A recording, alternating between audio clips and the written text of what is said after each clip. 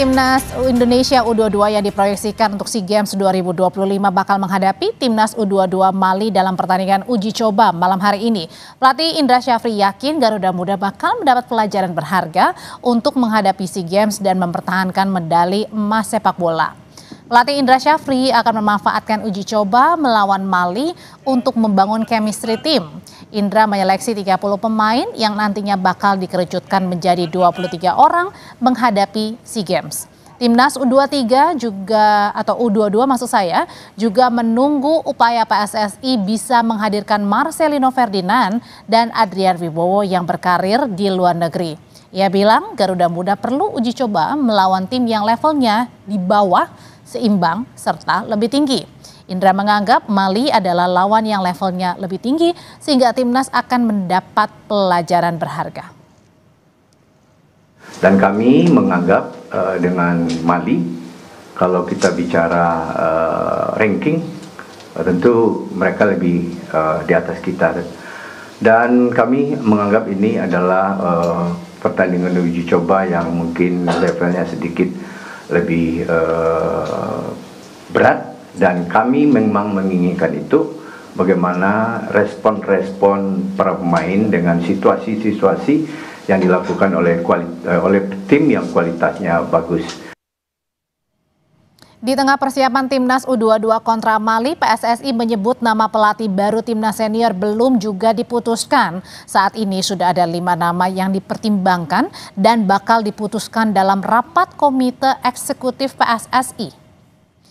PSSI menyebut menerima masukan soal sejumlah nama yang dianggap pantas menjadi juru taktik timnas, antara lain Timur Kapadze asal Uzbekistan dan pelatih Persib Bandung Boyan Hodak. Namun PSSI belum akan mengumumkan siapa para calon pelatih timnas ini. Ada 5 nama yang tengah dipertimbangkan dan bakal diputuskan dalam rapat komite eksekutif PSSI. Soal Timur, ya mungkin itu yang diaspirasikan. Kan aspirasi bukan cuma Timur, ada juga yang minta Sintayong kembali, kan gitu ya. Nah, bagi kita itu sebagai masukan buat PSSI, dan kita akan tentukan yang terbaik buat tim nasional. Karena kita harapkan untuk tim nasional senior ini segera kita mendapatkan calon pelatih. Karena Pak Ketua Umum sudah menyampaikan ada 5 nama, ya, tapi saya juga tidak akan menyampaikan siapa 5 nama itu. Namun kalau itu sudah firm dari Alek, ya, dari Dirtek, tentu itu akan kita bawa ke dalam rapat exco. Sekali lagi.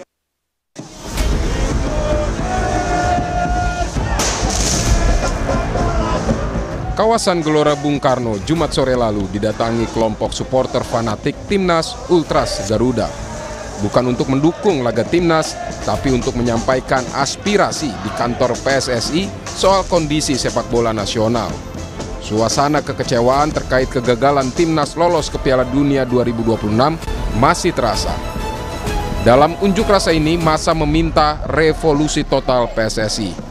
Massa juga mempersoalkan belum ditunjuknya pelatih timnas baru usai pemecatan Patrick Kluivert. Ada 5 tuntutan kelompok supporter Ultras Garuda, yaitu manajemen timnas lebih profesional, roadmap jelas PSSI, rekrutmen pelatih yang transparan dan profesional, pembinaan konsisten usia dini, serta pelibatan supporter dalam ekosistem sepak bola. Menanggapi tuntutan supporter, anggota Komite Eksekutif PSSI Sumarji bilang semua pihak bebas berpendapat. Dia juga menegaskan tuntutan itu bakal segera dibawa dalam rapat resmi bersama manajemen PSSI. Hak untuk menyampaikan pendapat di muka umum itu adalah hak setiap warga negara, termasuk teman-teman saya, adik-adik saya dan saudara-saudara saya yang di Ultras Garuda, ya.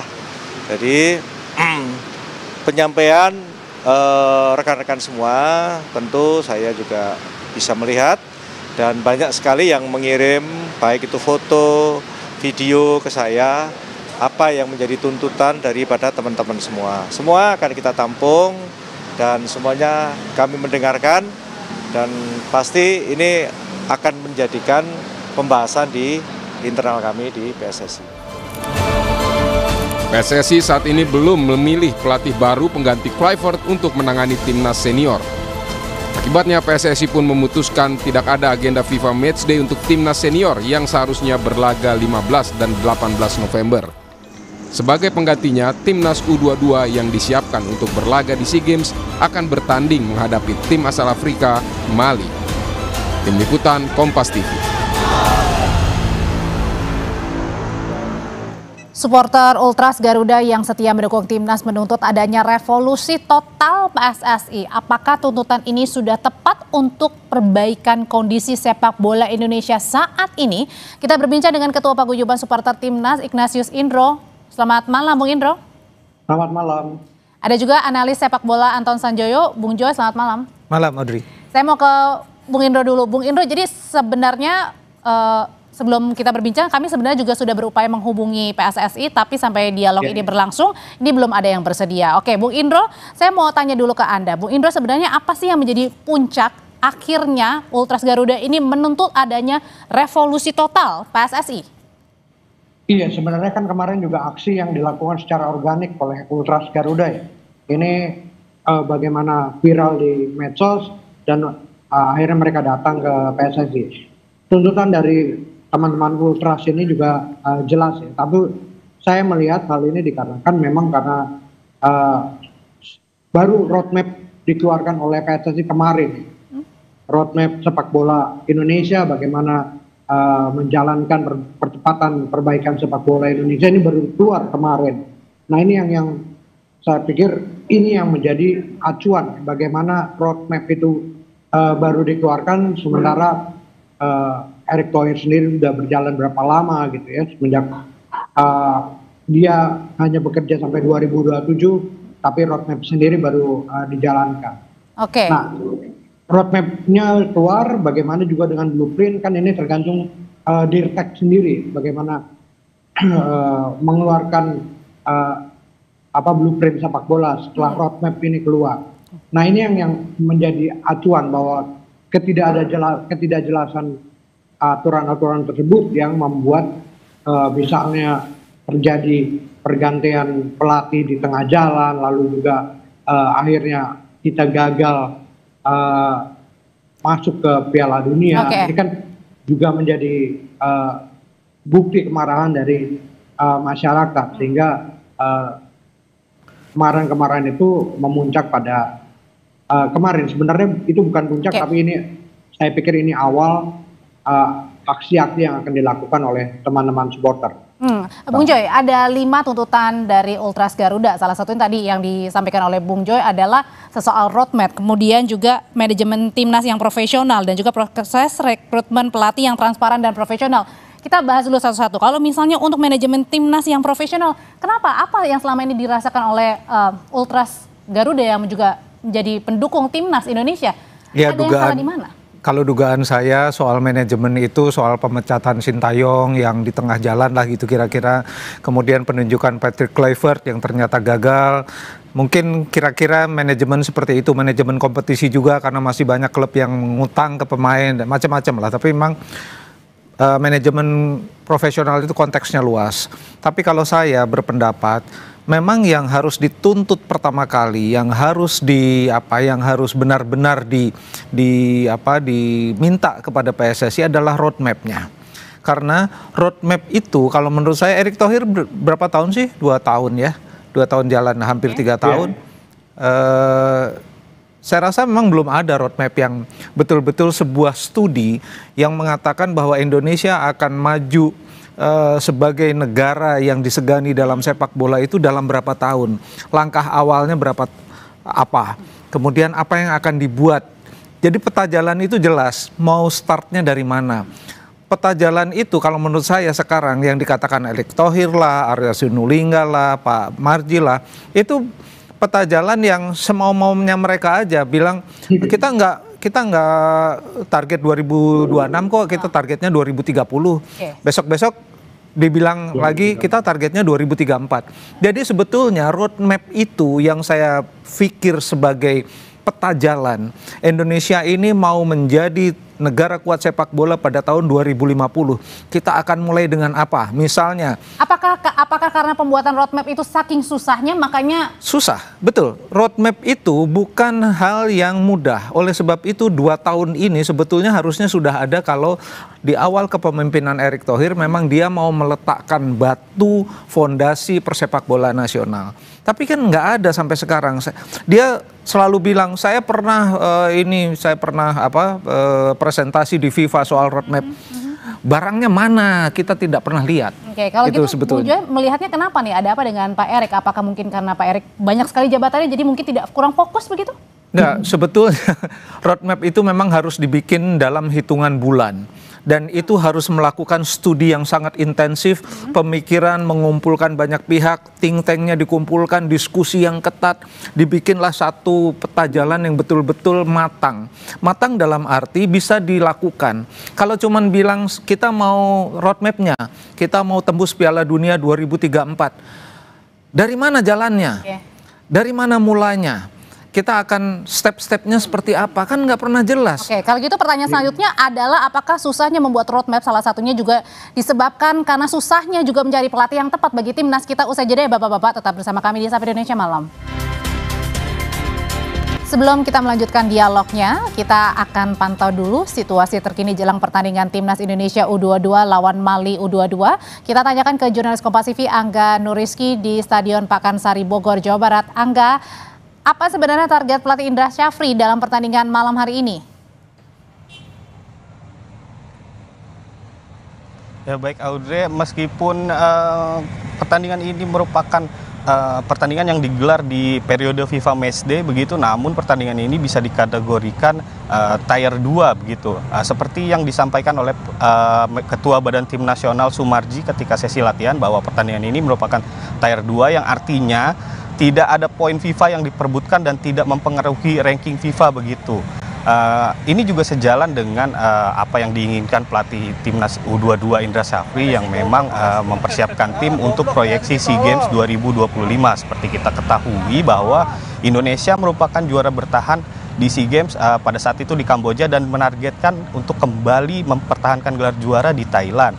Nah, sebelumnya kita juga sudah melakukan pemusatan latihan yang diisi dengan 30 pemain plus 3 pemain trial, dan di pertandingan ini adalah salah satu indikator untuk pelatih Timnas Indra Syafri mengerucutkan pemain menjadi 23 pemain untuk SEA Games 2025 begitu, di mana ini juga diperlukan untuk menguji komposisi tim diturunkan untuk SEA Games 2025 di Thailand begitu.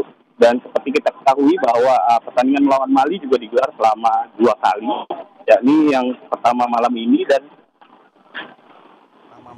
dan Oke, baik Angga Nuriski, terima kasih untuk laporannya dari Stadion Pakansari Bogor. Nampaknya memang jaringannya kurang baik, tapi kita pastikan atau nantikan begitu ya bagaimana jalannya pertandingan malam hari nanti melawan Mali U22. Saya lanjutkan lagi perbincangan kita masih soal revolusi PSSI. Saya kembali ke pertanyaan yang sebelumnya adalah mengenai apakah kesulitan dari pembuatan roadmap ini salah satunya disebabkan karena susahnya juga mencari pelatih timnas yang cocok begitu. Bung Indro, menurut Bung Indro seperti apa? Ya kalau menurut saya malah kebalikannya ya, bahwa roadmap ini yang akan mempersulit pelatih siapapun gitu ya, untuk menyetujui melatih Indonesia. Ketika roadmapnya nggak jelas, tentunya dia akan berpikir 2 kali untuk melatih Indonesia. Bagaimana juga mereka juga akan berpikir bahwa jangan-jangan gue sebagai pelatih bisa dipecat sewaktu-waktu. Nah ini yang tentunya akan mempersulit kita untuk memilih pelatih. Saya pikir sejauh ini juga ketidakniatan untuk membuat roadmap ini yang akhirnya terbaca oleh pelatih-pelatih internasional. Ya, jadinya kita agak kesulitan untuk memilih pelatih. Di luar itu juga saya pikir tidak ada kemauan dari PSSI, terutama Erick Thohir, untuk membuat roadmap yang benar. Ya. Kemarin di munculkan sebuah roadmap yang saya pikir ini tidak jelas juga, ini seolah-olah hanya dibuat berdasarkan AI gitu, karena ada desakan-desakan membuat roadmap, dibuat roadmap mendadak. Nah ini yang saya pikir tidak, roadmapnya juga tidak jelas. Bagaimana misalnya tentang supporter gitu, edukasi seolah ada dilakukan tapi dilakukannya di hotel. Nah ini kan yang sementara yang bermasalah kan sebenarnya di grassroots supporter ya. Nah ini yang harusnya di edukasi itu dilakukan di grassroots, misalnya seperti itu. Nah ini yang tidak dilakukan oleh Erick Thohir dan juga grupnya selama ini ya. Kalau gitu pertanyaan berikutnya adalah Bung Joy, apakah kemudian perlu benah-benah bersih-bersih nih di tubuh PSSI sekarang? Ya sebetulnya kalau bersih-bersih, benah-benah itu kan mekanismenya itu mekanisme organisasi. Ya, karena semua kita berjalan dengan hukum dan aturan. Mereka ada di sana karena hasil kongres pemilihan. Jadi yang kita tuntut adalah benar kalau kita mau startnya dari roadmap yang namanya pelatih tim nasional itu sendiri, pembinaan itu adalah fragmen-fragmen di dalam roadmap itu. Semuanya terangkum. Tapi kalau kita misalnya ya, kita bicara Jepang misalnya. Jepang itu dari tahun 80-an sudah dalam roadmapnya mengatakan kita akan juara dunia pada tahun 2050. Step-stepnya jelas. Nah ini kan yang sebetulnya ketika pertama kali saya ketemu Erick Thohir ketika dia hanya 2 minggu atau 3 minggu menjadi ketua umum PSSI, Pak saya bilang gitu, Pak sudahlah kita tidak bisa lagi bicara karena saya berkecimpung sudah agak lama di PSSI. Bapak meletakkan saja dasar-dasar pembangunan sepak bola Pak. Bikin peta jalannya yang benar-benar kita mampu untuk melakukannya sehingga pada tahun X nanti kita akan mampu betul-betul menjadi negara sepak bola. Jangan mikirnya tuh kita di timnas terus karena timnas itu adalah hanya ujung dari semua pembinaan yang dilakukan oleh federasi gitu. Itu bisa kita pikirkan kapan-kapan. Tapi kalau basicnya kita tidak punya youth system, kita tidak punya sistem kompetisi usia muda yang mumpuni, kita tidak punya sistem untuk melahirkan pelatih-pelatih, wasit, asisten pelatih terbaik, kita nggak akan punya sepak bola yang kuat. Artinya sekarang ini menurut Bung Joy sendiri adalah semakin mundur gak nih Indonesia, timnas kita? Sebetulnya kalau timnas kita bicara pada level senior ya, timnas itu mereka kan kemarin diakselerasi secara ugal-ugalan menurut saya dengan diaspora. Bukan itu sebetulnya kalau yang dalam benak saya itu. Dalam benak saya katakan juga pada Erick Thohir pada pertemuan tanggal 20 Februari tahun ini, saya bilang, Pak masa kita ini nggak bisa sih seperti Jepang ya, yang Jepang itu mengirimkan pemain-pemain mudanya dari Liga Jepang, dari Liga Junior Jepang ke Eropa, Pak. Apa kita tuh nggak mau sih mengekspor pemain sehingga mereka nanti akan memperkuat timnas sebagai tim yang solid, bukan ngambilin diaspora, Pak. Ngambilin diaspora boleh aja lah 3, 4, 5 orang gitu loh. Kalau sampai 20 ambil diaspora, itu bukan planning, itu crash program yang menurut saya itu menjadi moral hazard. Ya, bagi banyak negara di Asia juga, termasuk Indonesia yang paling gila-gilaan menurut saya. Nah itu bukan roadmap kalau itu crash program, tidak ada basicnya, tidak ada dasarnya, kita tidak punya fundamen yang kuat. Saya kira gitu, Audrey. Artinya adalah kita juga di sini butuh salah satu roadmap adalah juga untuk bagaimana mendidik anak-anak usia dini mungkin begitu ya, untuk melatih, kemudian juga mendukung anak-anak sedini mungkin ya, sekecil mungkin, Bung Indro. Iya, saya pikir juga betul kata Bung Joy ya, bahwa kita tidak anti naturalisasi, tapi berapa lama ini akan dijalankan? 5 tahun, 10 tahun? Ini kan karena tidak ada roadmap yang jelas, kita nggak tahu, gitu. Apakah diaspora kita mencukupi terus sampai ke depan, gitu ya? Ini yang kita tidak lihat. Bagaimana perbaikan liga kita tidak punya, gitu ya? Masih ada pemain-pemain yang tidak dibayar di liga kita, lalu juga bagaimana juga pembinaan usia dini kita. Jangankan kita bicara dengan memakai sport science, ini kompetisi buat liga muda saja kita tidak punya. Jadinya bagaimana kita berkaca pada Jepang tadi seperti yang Bung Joy katakan, di Jepang roadmap-nya jelas untuk 100 tahun, berkesinambungan. Di tahun ke-30-an sekarang ini udah jelas, banyak pemain-pemain, bayangkan sekitar 500 pemain Jepang sudah bermain di Eropa. Nah ini kan yang lebih mudah ketika seorang pelatih ditunjuk melatih suatu negara, ketika jumlah pemain yang begitu banyak, dia akan lebih mudah memilih pemain. Nah ini yang akhirnya PSSI kesulitan sendiri untuk memilih pelatih yang mau dengan roadmap yang tidak jelas, lalu juga dengan kompetisi yang tidak jelas, bagaimana dengan usia muda yang tidak jelas. Nah ini yang PSSI akan kesulitan sendiri. Saya juga nggak yakin kalau misalnya sampai Desember ataupun Januari nanti ada pelatih-pelatih yang memang berkualitas mau untuk melatih Indonesia, Mbak. Oke, terakhir kalau gitu ke Bung Joy singkat saja. Bung Joy, apakah kan salah satu tuntutan dari Ultras Garuda adalah juga menyediakan pelatih yang profesional begitu ya, yang kedepannya. Nah, apakah kemudian dengan menjawab nanti pelatih siapa yang akan menggantikan Kluivert ini menjadi salah satu jawaban yang akhirnya cukup melegakan bagi tuntutan Ultras Garuda ini? Oh iya, tentu saja. Tapi oleh sebab itu dari awal saya katakan jangan terburu-buru memilih pelatih baru ini, karena harus ngambil pelajaran dari pemecatan Sintayong dan pengangkatan Patrick Kluivert yang gagal. Ya kan, jangan terburu-buru. Bahkan saya katakan Januari lah. Januari sudah ada nama, lalu juga sudah banyak yang nanti. Ya, tapi kan tetap harus ada banyak pertimbangan. Ada 3 orang Belanda masih di sini. Ya kan, ada Simon Tahamata, Alex Weyer, masih ada Jordi Cruyff. Itu kan juga jadi pertimbangan karena mereka adalah di departemen teknis. Jadi nanti siapapun yang menggantikan menurut saya harus mampu menyelesaikan semua masalah yang ditinggalkan Kluivert. Itu aja sebetulnya. Oke, Bung Joy terima kasih. Bung Indro terima kasih, selamat malam Bapak-bapak. Terima kasih, selamat malam.